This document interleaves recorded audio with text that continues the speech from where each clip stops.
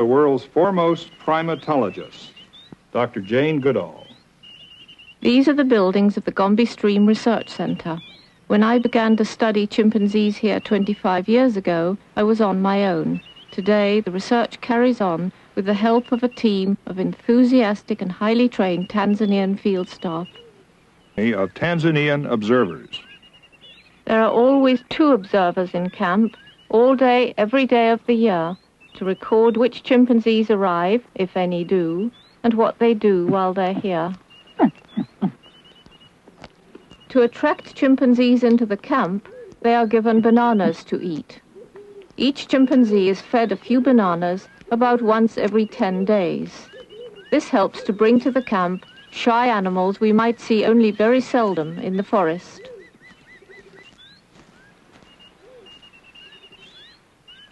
When it is about time for a chimp to be fed, the animal comes to investigate the camp area. He then heads directly to the place where we have established a low feeding station with a ground-level window which serves for distribution of food.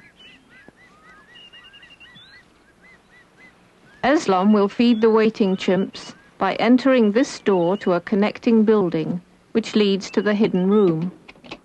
To minimize human association, he will not be visible when putting out the food. Hamisi waits nearby to observe and take notes. The bananas are doled out, so only one chimp is fed at a time. A large dominant male named Satan helps himself first. As the chimps normally do, he chews peels and all, with no concern that he is being observed. Bananas are a special treat, since they do not grow in the chimp's range. Hamisi takes this opportunity to note the state of Satan's health.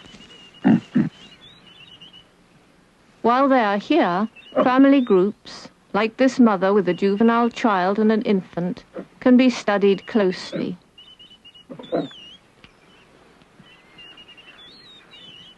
This infant is not yet feeding on solid foods, but is curious and determined to taste everything his mother eats.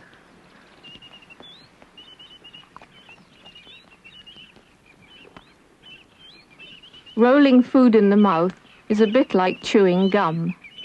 The chimp sucks and chews the fruit to extract all the juices and then usually spits out the remains.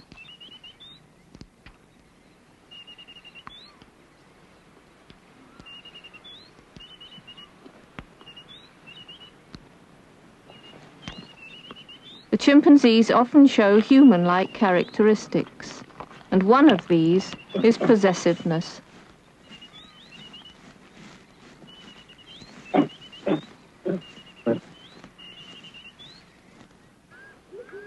When they have finished their bananas, some of the chimps head for the forest at once, while others continue to loll about in the camp area to engage in the social activities that play such an important part in the chimpanzee's life.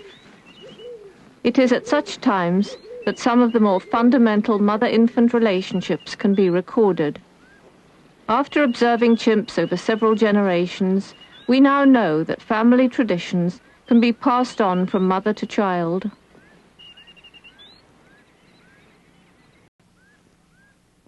Hilali and Gabo will follow these chimpanzees, recording their behavior and their calls until they make their nests tonight. Another team will be on hand when the chimpanzees wake in the morning to follow them tomorrow. Chimpanzees use more objects as tools for more purposes than any other creature except ourselves. Here, a young chimp I've named Pax inserts a carefully trimmed twig into an entrance tunnel in this termite mound. The termites attack the twig, seizing it with their jaws, and Pax then withdraws the twig and devours them.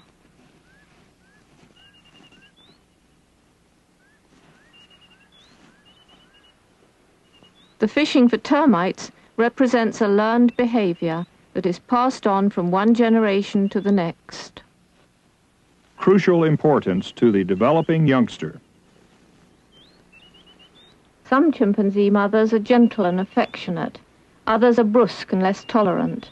The way a child is raised can have a powerful influence on its behavior and rank as an adult, and so we have trained a team of Tanzanians to make detailed observations on mother-infant relationships. Through observing these families, we see how a juvenile female like this, playing with her infant brother, learns how to care for him, and eventually her own daughters will learn these things from her. The baby, Wolfie, is learning from everything he sees or touches.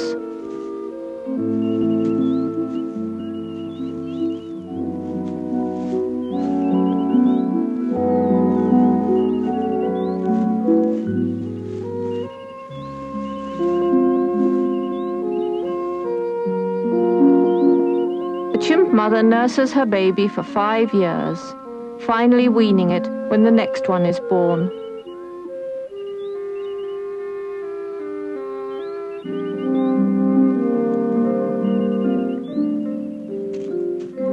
When we look at chimpanzees in nature, we understand better how our own early ancestors might have lived.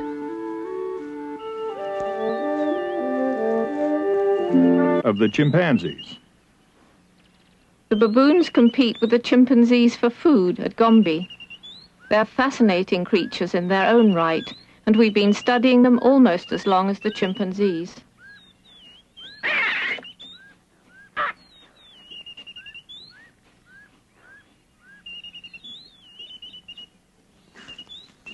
In this area, where the baboon research is occurring, there are some fairly wide beaches along the shore of Lake Tanganyika.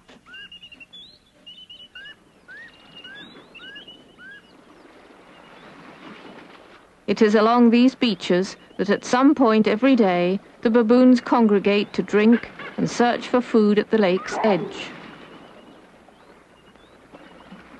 A favorite pastime of the young is to play, and in doing this they also learn the strengths and weaknesses of their companions. This will serve them in good stead later when they compete as adults for rank in the troop.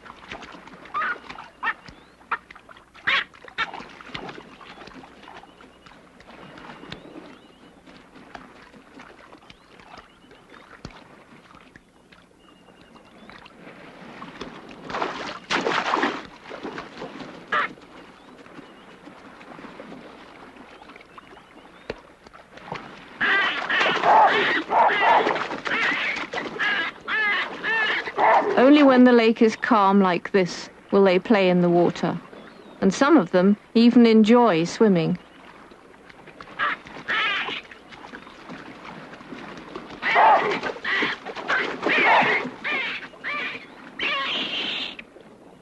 There is strong affection between family members that closely parallels that of humans.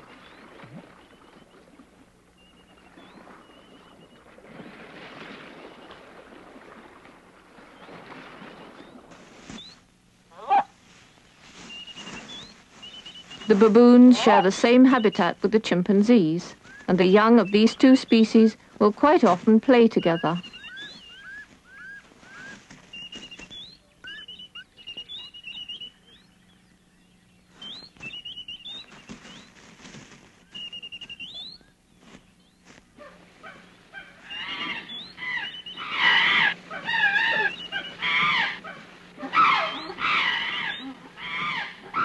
Chimpanzees communicate by means of many calls, each of which means something different. One of the special jobs of the Tanzanians is to make sound recordings of these calls in an effort to better understand chimpanzee communication. The chimps become especially vocal when a fight breaks out.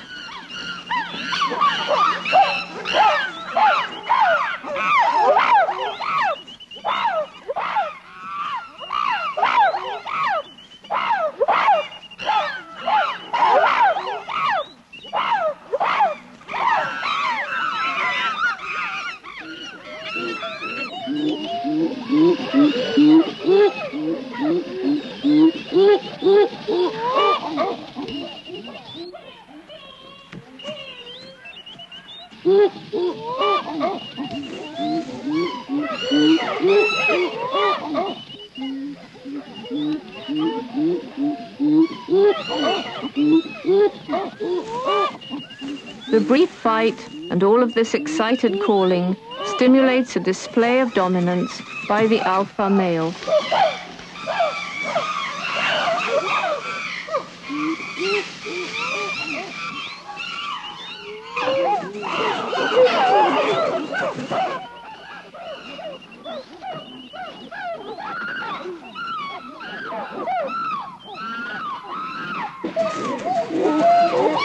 Chimpanzee aggression is violent, but soon over.